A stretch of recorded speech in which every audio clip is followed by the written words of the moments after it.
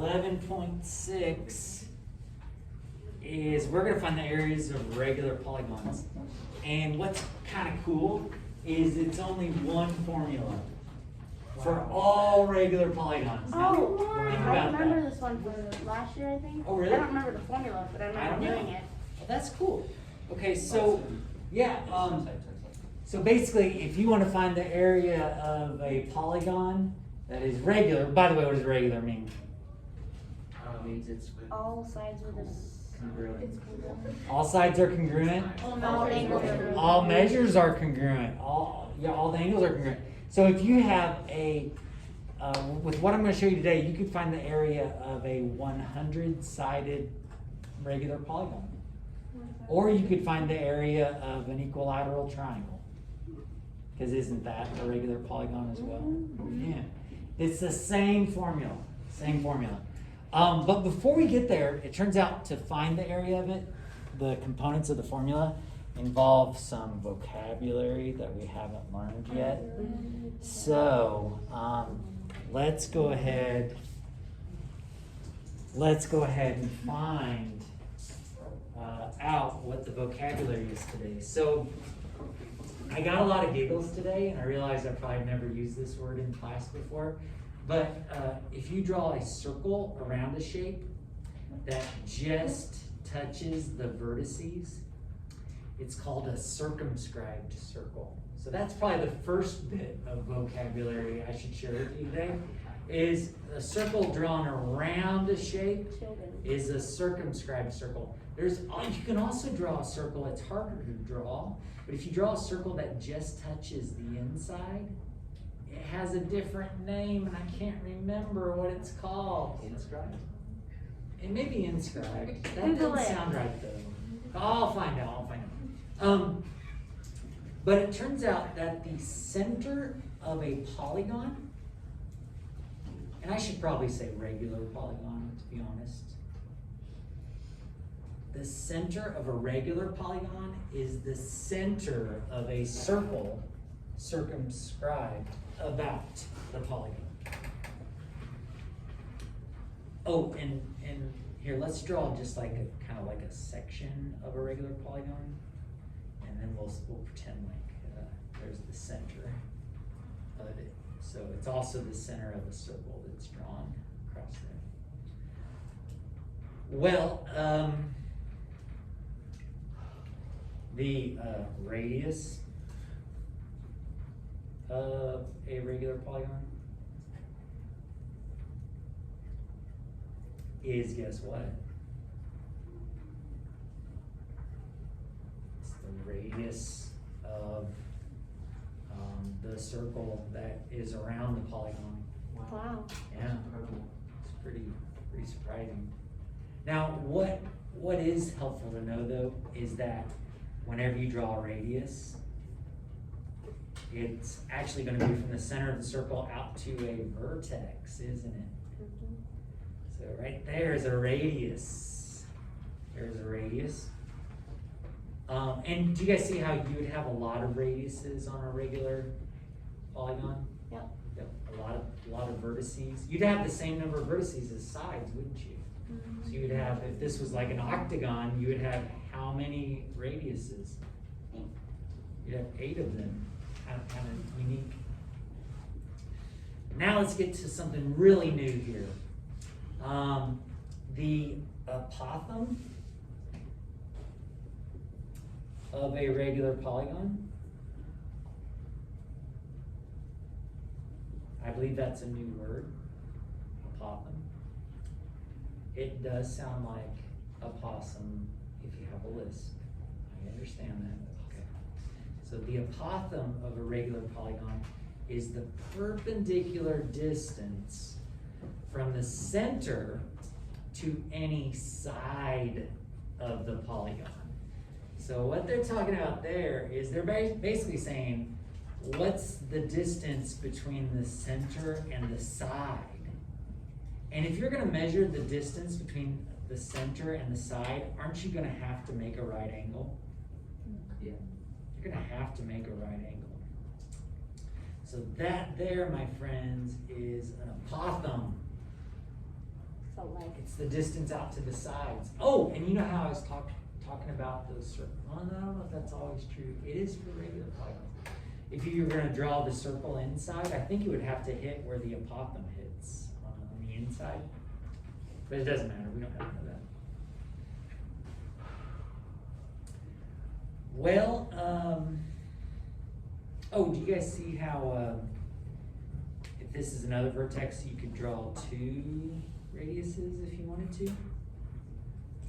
And then don't you have some right triangles in there? Don't you also have isosceles triangles?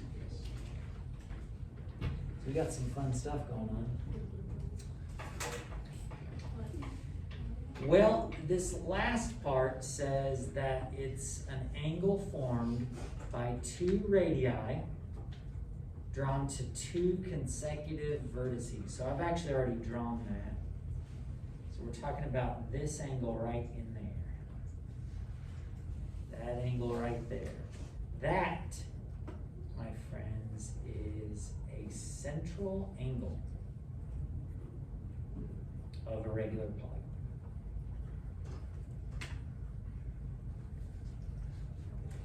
So we've got center, we've got radius, we've got apothem, and we've got central angle of regular polygons. That's all new information today.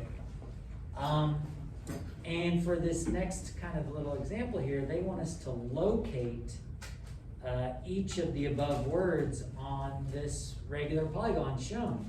So they actually want you to name them. So what would be the center of this regular polygon? K. K, and let's be more specific. Let's say point K. What would be a radius of this polygon? K. KA. Is there another one? KB. KB. Is there more? I mean, there are more, aren't there? Couldn't you do KF, KE, KD, KC? Notice, isn't that 1, 2, 3, 4, 5, 6? How many sides do I have here? 6. So there's some relationship. Do we have an apothem drawn? Yes, we do. Okay, X is an apothem. And finally, do we have a central angle drawn? Angle AKB. Angle AKB. Angle AKB. Do you guys do realize that naming angle KAB would be a different angle? Right? Yeah, would be an angle. Okay, good deal, good deal. Well, let's give you a little bit more of information here. Example 1 says the figure shows a regular octagon inscribed. Oh yeah, so well, they're calling it inscribed. Inscribed means it's inside the circle. Do you see that? The circle is circumscribed, the polygon is inscribed. So the figure shows a regular octagon inscribed in a circle C. Find each angle measure. So they want us to find some angle measures. But it appears they've only given us one angle measure, and that was a 90-degree mark right there, right? Well, what are they wanting us to find? They're wanting us to find angle RCY. RCY. What's another name for angle RCY? Angle C. Well, I mean, what is it as far as our vocab that we just learned? Oh, central angle. It's totally a central angle, isn't it? Yeah. Gosh, everybody, is there a way for us to find the angle of RCY? You could divide 360 by the number of sides, and that would be the central angle, RCY. Oh, yeah? So 360 is all the way around, right? Well, isn't the central angle a portion of that? And aren't all these central angles going to be the same measure because these sides are the same? Oh my gosh. I think Gary's onto something here. I think that to get the central angle, it's gonna be equal to 360 divided by what? 8. Well, in this case, 8, but normally, or I mean, to apply this to any polygon, we'd say Number of sides. by number of sides. Yeah, let's do this. So 360 divided by 8, what's the measure of our central angle? 45 degrees. Now we're cooking with some butter. Butter? What were you gonna say? Peanut oil? You were gonna say oil? It's peanut oil. Peanut Have you oil. never heard that saying before? It's like No. Cooking with gas. Now we're cooking with peanut oil. I do like peanut The oil. phrase for is cooking. cooking with gas. Now we're cooking with gas. Yeah, that's what I thought. Yeah. I don't know. Peanut oil, gas, Yeah, butter. like a gasoline I fire. guess you can cook with a lot of things. Now you're cooking. For me, Now you're cooking. Now you're just cooking. yeah, Yeah. I'm just cooking a nice. Well, stick to the pan, it works. Yeah. I Okay. mean, I guess you wouldn't want to cook necessarily with gasoline. Well, yeah, you want to be specific. Natural gas. Yeah. Well, okay. You pour So, some oxygen on this fire. ladies and gentlemen, can we find what they want next? Measure RCZ. RCZ. You divide 45 now. Exactly, yeah. So if all these triangles are isosceles triangles, if you draw a height down the middle, it splits it up evenly. So yeah, it's gonna totally take 45 and divide it by 2 and get what? 22 and a half? Yes. And then finally, they want, I'm gonna blow this up a little bit. So far we've got 22 and a half right there. We're wanting to know ZYC, isn't it this angle right here? Yeah, what's that gonna be? This is 90, don't these two have to add up to 90? Yeah. 90 minus 22 and a half is what? 67 and a half degrees. Look at us, we didn't even know any of the angles to start out, and we ended up finding every one. Wow, that's incredible. Yeah, you should feel proud of yourselves, nice work. I know. Oh, hey, heads up, I'm just thinking ahead, if we've got apophthegms going on here and they make a right angle, what might we have to use somewhere in here? Pythagorean theorem. What might we have to use? Special right triangle. Special right triangles. What else might we have to use? Trigonometry. Yes, trigonometry. So you guys are getting better at that. So that's awesome. Actually, you guys were good with trigonometry from the beginning. Yeah. I think I got 100 on that quiz by accident. Well, before we turn the page, think about, well, no, let's just turn the page. Let's do it. Okay. It says, how do we find the area of a regular n-gon? Well, I'm going to take all the creativity away from you, and I'm going to tell you, imagine you break the regular n-gon into what? Triangles. Then, if you find the area of one of the triangles, guess how many triangles there will be? The same as the number of sides. So if you find the area of one of the triangles, then you can multiply it, like if it's a 100 gon, you could find the area of one of the triangles and multiply it by what? 100. If it's an octagon, you would take the area of one triangle and multiply it by what? 8. This will always work. It'll always work. As long as it's regular, they're all the same. Well, but here's the thing. If we're going to find the area of one triangle, we're going to need to know the side measure, right? But isn't the area formula for a triangle 1/2? This would be the base, wouldn't it? But wouldn't we also need to know the height? Yes, sir. And what's it called when we're talking about regular polygons? Isn't the height of that triangle called the apophthem? So what we're going to have to do is, to get the area, you're going to do 1/2 the base, which is S, times the height, which is A. And then once you get that, you're gonna multiply by the number of sides, right? By the number of sides. Well, what somebody realized was you can simplify this formula a little bit, and it might be a little more useful to some people. Do you agree that if you take the measure of a side length and multiply it by the number of sides? Oh, maybe I should write number of sides underneath that. Do you agree that if you take a side length and multiply it by how many sides there have, you would get the perimeter? Do you guys agree with that? Sure. Yeah, if you take a square, you know one side length is 2, once you multiply by 4, you get the perimeter to be 8. Yeah. So how people often write this is they leave the 1/2 alone, they bring the 8 next to it, and they say, oh, side length times number of sides is just perimeter.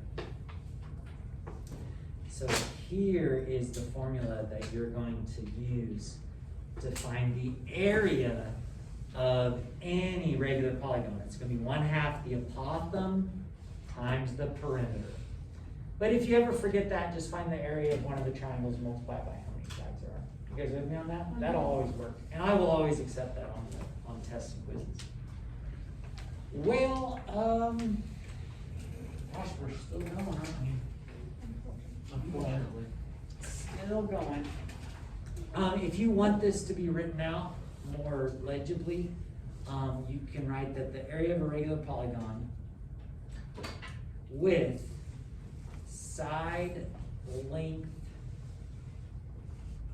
S is 1/2 the product of the apothem, and we'll call it A, and the perimeter, which we called what? P.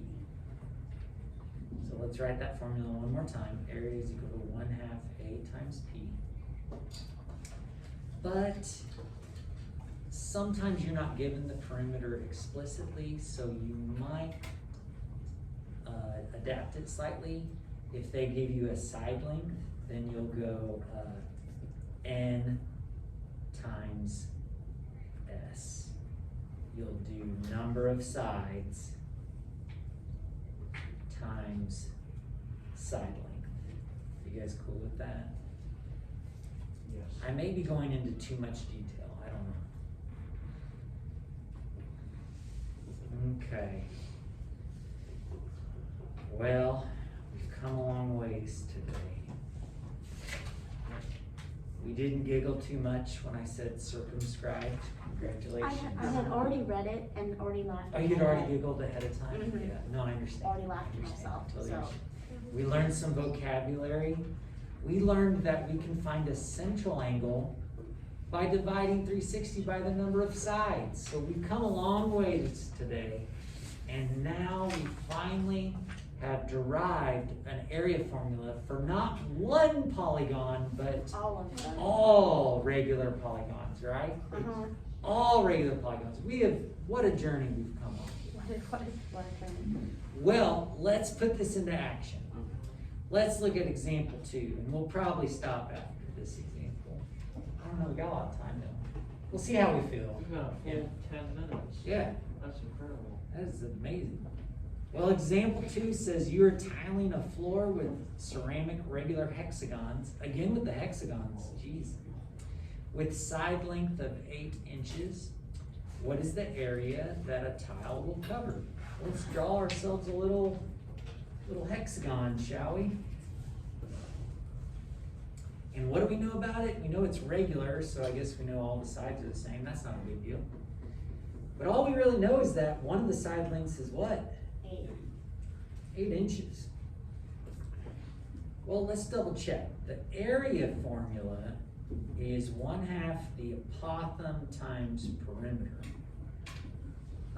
If I know that a side length is 8 and it's a hexagon, can I go ahead and find the perimeter real quick? Yeah, it's 8 times 6.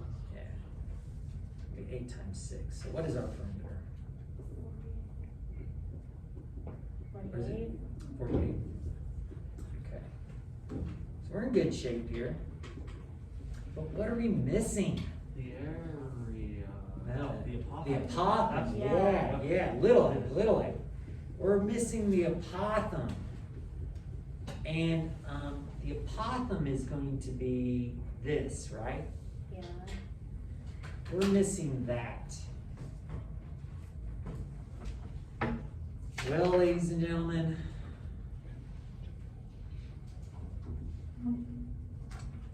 we're at an impasse. Oh, this is where we have to use Pythagorean theorem. Oh, Pythagorean theorem, maybe. Okay, let me zoom in a little bit. I'm gonna draw this big. So basically, I'm gonna zoom in on this. Okay, so far we've got A, and if this whole length is 8, what is each one of these? 4. Yeah. Can we do Pythagorean theorem to get A? No, because we don't have the hypotenuse. We don't have the hypotenuse, which is also the radius, isn't it? Yeah. So we're still at an impasse. Hold on. I'm sorry, what? 360 divided by 6 Oh, wait, okay. Oh, you mean like the central angle? Yeah. Oh, dang, okay, so the central angle is gonna be equal to 360 divided by what in this case? 6, and that gets us 60 degrees. So that's the central angle, isn't that from here all the way to here? Is 60? What does that make each of these angles? 30 degrees. Now, is there a way to find the apothem? Yes. You can totally do a special right triangle. Yippee. We know the short leg. How are we gonna go from the short leg to the long leg? Wait a minute. What? I'll give you a hint. To go from the short leg to the hypotenuse, you times by 2. To go from the short leg to the apothem, you multiply by what? 3 squared? Square root of 3. Yeah. Square root of 3. So ladies and gentlemen, our apothem is 4 square root of 3 inches. Now, ladies and gentlemen, and by the way, I say ladies and gentlemen a lot, don't I? What should I say instead? Guys? That doesn't sound good. Ladies and gentlemen. Just say I like You ladies think and ladies and gentlemen. gentlemen's fine? People. It's very all inclusive. Very- It's very graphic. um, It's graphic. Yeah. Everybody. Everybody. Everybody. Because. Yeah, because not everybody's a lady or a gentleman. Mhm. That is very true. It's true. So, yeah, so everybody, Everybody well, like the good. all right. Because yeah. Yeah, Mhm. well, everybody, now that we've got the apothem, oh, by the way, if you guys sounded a little everybody sounded a little rusty with the special right triangles. Oh, Are definitely. you guys rusty with that? Uh-huh. What could you have done instead to get this? But it won't be perfect. You could have done trigonometry. It would not be perfect though, would it? Nope. Well, you would get a decimal here. So do you guys see how special right triangles is preferred? But in a pinch, could you have done trigonometry? Wouldn't you have done opposite over adjacent, standing at 30? You totally could have figured it out. But special right triangles is the best. It's the best. And if you know your special right triangles, you're gonna get an exact answer. What's our exact area for this polygon? What's the exact area? 48. I got 24. What? I don't know. Because it's area equals 1/2 times 4 square root of 3 times 48. So it's all of that, put that into your calculator. I got 24. Oh, so you included the square root of 3 in your calculator? Yeah. Let's not include it because I want the exact answer. What do you I think, thought Victoria? 96 times the square root of 3. 96 square root of 3. How are we getting that? We're ignoring the square root of 3. What's half of 4? 2. What's 2 times 48? 96. And then we include the square root of 3 so that we get an exact answer. But what if we're a pirate and we don't care about exact answers? Pirate? Yeah, pirates don't care about exact answers. I don't They think just pirates have a care very about different- math at Pirates all. care about a Oh, lot. I disagree greatly, young lady. Pirates just want I to disagree. steal, man. But pirates probably going to be good with the rounded answer. What's going to be the rounded answer? 166.3. 166.3. Yep. Sweet. All right, so let's pause right there, ladies and gentlemen. These can get a little complicated, can't they? Just a little bit. Okay, they sure can, but you can do it. What's the homework?